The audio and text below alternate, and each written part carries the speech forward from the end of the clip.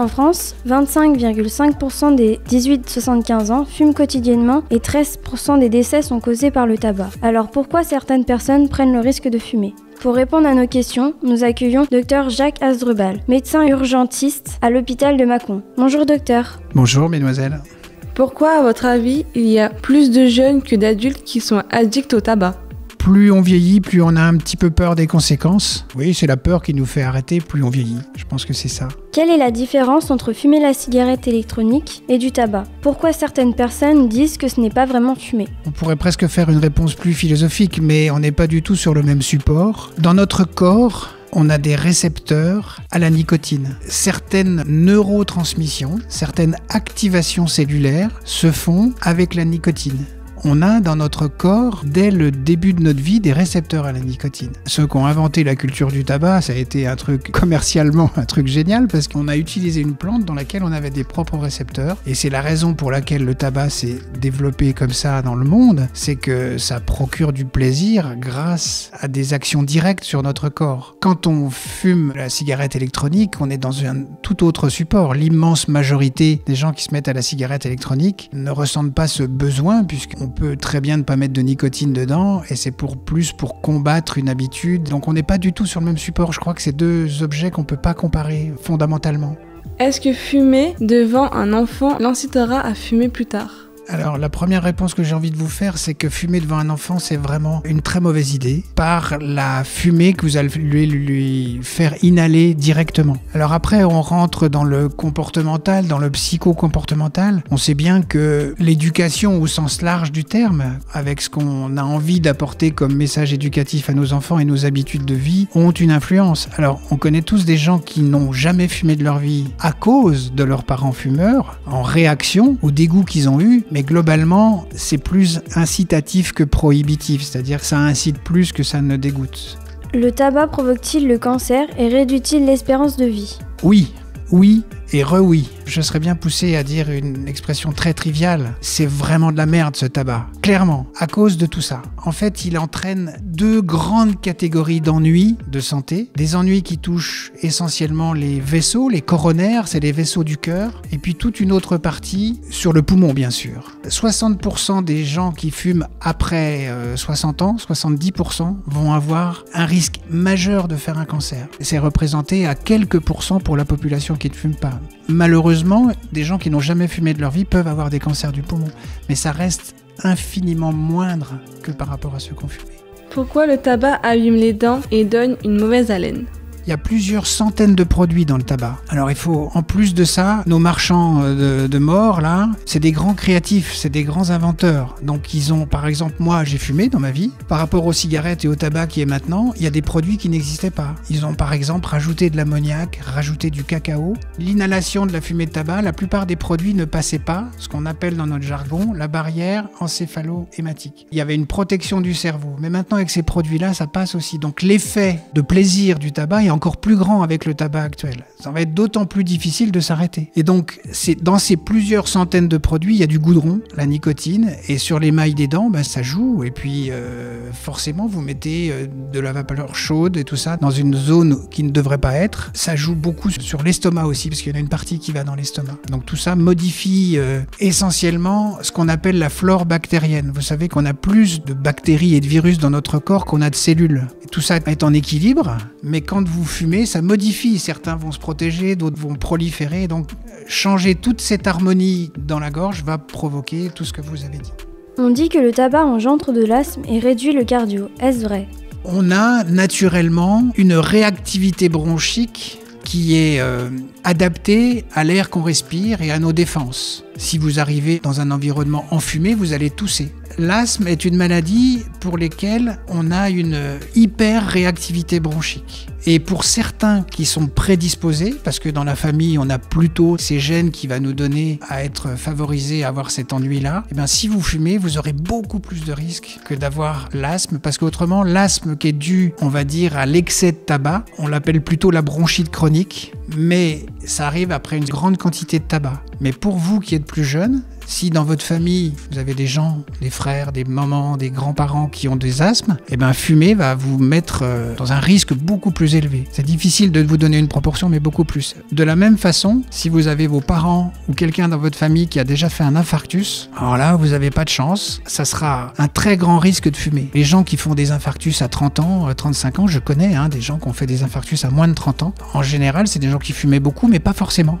Ils avaient surtout une prédisposition familiale. Il y a beaucoup d'injustices dans tout ça, mais ça peut arriver très vite, oui. Dans la classe, certains pensent que la tabac diminue la libido. Est-ce vérifié ? Je dirais oui, mais vous avez compris que, en fait, quand on fume, ce qu'on appelle, nous, le risque cardiovasculaire, c'est-à-dire le risque des tuyaux du cœur, des tuyaux sanguins au sens large du terme, va s'altérer après un certain nombre d'années. La libido, c'est aussi des échanges hormonaux. C'est pas que ce qu'on voit, ce qu'on touche et ce qu'on ressent. C'est aussi des échanges hormonaux et des échanges sanguins. Donc, à terme, c'est pas vrai dans les premières années d'intoxication au tabac. Fumer 5 cigarettes par jour, est-ce inoffensif pour la santé ? Le calcul du risque, d'une façon générale, et c'est vrai pour tout. Alors comment on calcule le risque pour le tabac ? Vous avez compris qu'il y avait 2 risques principaux, les risques du poumon et les risques des vaisseaux, du cœur, on va dire. Donc nous, on calcule le nombre de cigarettes par jour sous forme de paquets de 20. Je sais que les paquets ont changé maintenant, mais on estime que le paquet fait 20 cigarettes par jour. Si vous fumez un paquet par jour, soit 20 cigarettes, pendant 10 ans, dans notre jargon, on appelle ça 10 paquets années. C'est l'unité qu'on utilise. Donc, dans ma tête, si tu me dis, j'ai fumé pendant 20 ans un demi-paquet année, je vais marquer 10 paquets années. Et le collègue, le copain médecin qui va prendre le relais, il saura que la quantité que tu fumes. Globalement, pour le risque pulmonaire, on a montré que quasiment personne n'avait de risque en dessous d'une quinzaine de paquets années. Alors c'est pas une incitation à ce que vous fumiez, mais il faut le savoir. C'est-à-dire qu'on a un peu le temps de voir venir. Mais ça veut dire que ça va vite. Vous commencez à 15 ans, à 30 ans, beaucoup d'entre vous vont fumer un paquet par jour. À 30 ans, vous êtes déjà à risque pulmonaire, d'avoir des ennuis, de l'emphysème et des tas d'ennuis. Par contre, sur le risque cardiovasculaire, alors là, ça va vous couper un peu la chic, mais une cigarette par jour, ça suffit d'être à risque. Notamment, si vous avez écouté ce que je vous ai dit tout à l'heure, notamment si dans votre famille, vous avez des gens qui ont déjà fait de l'angine de poitrine, comme on disait avant, des infarctus, qui ont des ennuis de coronaire. Fumer des cigarettes légères, c'est moins nocif ? Non. C'est la nicotine qui est responsable du cancer du poumon. C'est plus un ensemble. C'est pas que la nicotine, c'est le goudron, c'est la nicotine, c'est le charbon, c'est la température, c'est beaucoup de choses. Une chose aussi, je sais que beaucoup de gens se sont mis à ce qu'on était quelques-uns à faire quand moi je fumais, à rouler ces cigarettes. Un des risques dont on parle jamais, c'est le risque de brûlure du poumon avec le tabac. Ça existe, c'est pas une blague, parce que le tabac à rouler est un peu plus grossier, il est moins filtré, moins mixé, et donc il y a des branches qui peuvent, à l'inhalation, à la brûlure, venir brûler vos petites alvéoles, et à la fin ça fait de l'emphysème. Et c'est vrai surtout aussi quand vous rajoutez des produits dans votre tabac qui sont pas du tabac, et que vous intégrez dans votre tabac, là c'est à très haut risque, il faut absolument mettre des filtres si vous fumez du tabac à rouler, parce que c'est très rapide, c'est très rapide. Moi je vois des radios poumons de gens de 25 ans qui ont déjà de l'emphysème à cause de ça. Donc ne croyez pas que vous êtes épargné. Non, le tabac qui est vendu maintenant, c'est vraiment une des plus belles saloperies qu'on puisse acheter. Faut le savoir. Après, les gens sont libres, mais faut le savoir. Arrêter de fumer fait automatiquement prendre 10 kilos ? La réponse est non. Alors moi, ce que j'ai l'habitude de dire, c'est que il faut essayer de changer d'addiction. On est beaucoup de personnes à avoir ce qu'on appelle une structure addictive. Et l'oralité du tabac, non seulement c'est une mécanique de plaisir, mais c'est une mécanique de réassurance. Beaucoup de gens disent « mais je peux pas arrêter, comment je vais me calmer, comment je vais m'apaiser ?» Changer une addiction orale, c'est très tentant de changer par une autre addiction orale. C'est les mêmes réassurances. Il faut absolument trouver une autre addiction qui n'est pas orale. Moi, j'ai changé par le sport et donc j'ai pas pris de poids. Malgré l'arrêt de mon tabac, ça peut être une façon de faire. Mais stricto sensu, il n'y a pas de raison. C'est plus dans nos habitudes et dans notre comportement. Il n'y a pas de rapport direct, physiologique. Le seul rapport direct, c'est que souvent, quand on l'utilise aussi comme un coupe-faim, c'est-à-dire qu'on va manger une cigarette, on pense à ça, on est pris un peu dans la fumée et on pense pas forcément à grignoter. Donc, il y a tous ces côtés-là. Quels conseils donneriez-vous aux personnes qui ont envie d'arrêter de fumer ?